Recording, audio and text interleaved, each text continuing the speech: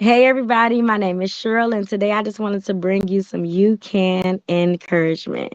So I came across a story that, of course, it was applicable to how I feel like we handle life, and I feel that we can find a lot of encouragement from this story. So stick with me. I just hope you find a lot of encouragement coming from this story, okay? So jumping right into it, Canadian geese. The story is about Canadian geese, right? So there was a flock of Canadian geese and they were flying over to Kansas for the winter.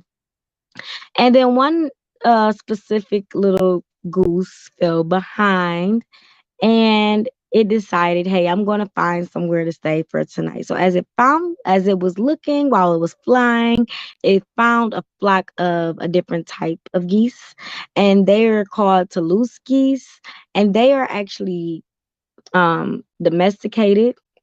They're given their hydration every day. They're given their food every day, which was like cracked um corn, and they can't fly. That was another really important factor, that they couldn't fly. They were nothing like the Canadian geese. It was nothing like them. So anyway, the goose spotted this, flock of geese together, and he decided, hey, I'm gonna stay there for and they were by an ugly little by a pond. It was nothing beautiful the sight, but hey, I'm going to stay there tonight. So that one night turned into a few days, turned into a full season, right? So at this point, hey, he's eating, he's not hunting for his food, or he's not doing anything that causes hard work and labor, right? So anyway, the season's over and the Canadian geese are flying back north again. And the Canadian goose that spent the winter on a Kansas farm, little ugly farm, looked up and saw his friends, and they were honking, and he wanted to join them in their flight because it had been a season since he was a part of his clan, right? So he started running, and he was running really fast, and he started flapping. He was ready to go, but guess what? He couldn't get off the ground. At that moment, he could not get off the ground. He had a choice to make in that moment, and his choice was to go back to the pond because he said, it's good enough here anyway. So even though he used to fly all over the country, seeing all types of sights with his fellow Canadian geese, over time, he just became absolutely complacent in his situation. And he had a decision to make.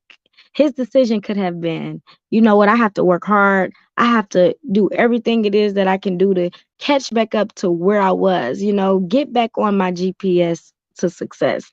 But instead, he did what a lot of people do because complacency is comfortable, and he stayed where he was at. That's not where he wanted to be.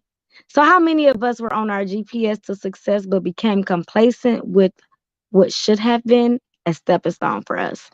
Our initial plan, if you look at our checklist, this was supposed to be a stepping stone, but we became complacent because it was feeding us, and it was giving us everything we needed, and we don't have to do the really hard work to get where we really want to be. So we're going to stay here. How many of us are there? Complacency is temporary comfort if you're not where you want to be. Because in the long run, like with age or when you're looking back at what you settled for, you realize that at that point it's unsettling to the soul. How many of us have met, an older individual that was like, I was supposed to sing, I was supposed to be this, I was supposed to own this and that. You don't want to be that person, so don't be that person. Let's be intentional about all the decisions we make for our lives. How many of us are at the pond, at that ugly little pond right now, settling for cracked corn? Complacency, again, is great when you are where you want to be. But where did the Canadian goose really want to be? It wasn't on that little ugly farm, and it's not where you want to be. If you are not where you desire to be, you are becoming complacent in your situation. Let's get out of that. Again, you at the pond. The goose couldn't get he couldn't get his foot off the ground. But who said that that was forever? If you found yourself at the pond due to complacency, I encourage you to set a goal, work towards your goals so that you can fly again. We can see it for you. We can want it for you, and we can even believe it for you. But one thing we can't do is do it for you. Only you can.